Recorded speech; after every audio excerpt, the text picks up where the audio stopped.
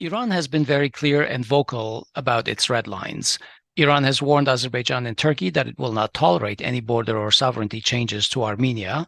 They've also warned Armenia that non-regional actors like the EUMA, the EU mission in Armenia, are not welcome and are a big cause for concern to them. Yes. So how are Armenia's relations with Iran evolving since the Azeri ethnic cleansing of Artsakh in September 2023? What Iranians are telling publicly. I see anyone who is coming to Armenia, their foreign minister, secretary of Supreme Council of Security, or whatever it's called, they are telling Iran is against geopolitical changes in the South Caucasus. Our government or many of our experts, I don't know why, but interpret this statement, Iran is against any geopolitical changes, or Iran will not allow any geopolitical changes, will not tolerate any geopolitical changes. They interpret it only Iran will not allow changes of Armenia's border, and we all are becoming very happy. Oh, look, Iran publicly stated, is going to state it will not tolerate, will not allow the change of Armenia's border. Thanks God, we are safe. So Azerbaijan will not take Syunik because there is a big Iranian guy.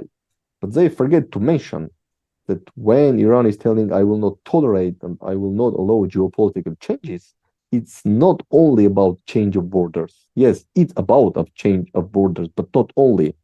Geopolitical changes means also changes or U-turns in South Caucasus countries' foreign policy, which means that Iran clearly states to us that, okay, guys, I will not tolerate and I will not allow any U-turn or shift in Armenian foreign policy from Russia to the West.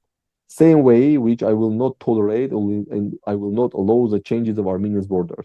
But if we understand only the first part or accept only the first part, go to Tehran and say, okay, thank you, Mr.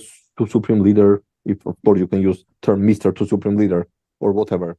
We are very happy you will not allow change of our borders, and then go to Yerevan and meet with Western officials and say, yes, Armenia will make a U-turn from this dictatorial, very bad Russia.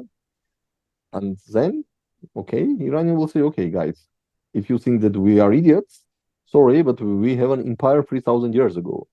So we are telling you, we will not tolerate and will not allow geopolitical changes, which also means we will not tolerate the U-turns of any South Caucasian countries' foreign policy, especially including Armenia. Because if you are going to make a U-turn from Russia to the West, it means that you will have more and more US and EU in Armenia, and this is a big threat to us. And we are telling you that we are not going to tolerate. And if you will imitate that you don't understand this, and then you will continue to say, thank you, Iran, we are Iranian friends, but we'll do something which we are telling you will not tolerate because this is against our vital interests, then sorry, guys, but Iran have to answer. How they can answer, I don't know, but all the Iranian history starting from probably first millennia BC shows that Iran and the Iranian nation and the Iranian statehood, the Iranian elites has multiple ways of answering. So again, Armenia should not at least imitate that, okay, Iranian claims no changes, no geopolitical changes in South Caucasus, it means only no changes of borders. No. It means that also no changes of balance of power in South Caucasus, which means that no U-turn of Armenia from Russia to the West. So let's not imitate or pretext that we don't understand it, and we can make a U-turn and still go to Tehran and say, okay, we are your friends, and Iranians will say, yes, Armenia is a good guy, you just make a U-turn to the US and EU, you brought more US and EU to Armenia, close next to our border, but we are happy with that, you are good guys. This is not going to happen.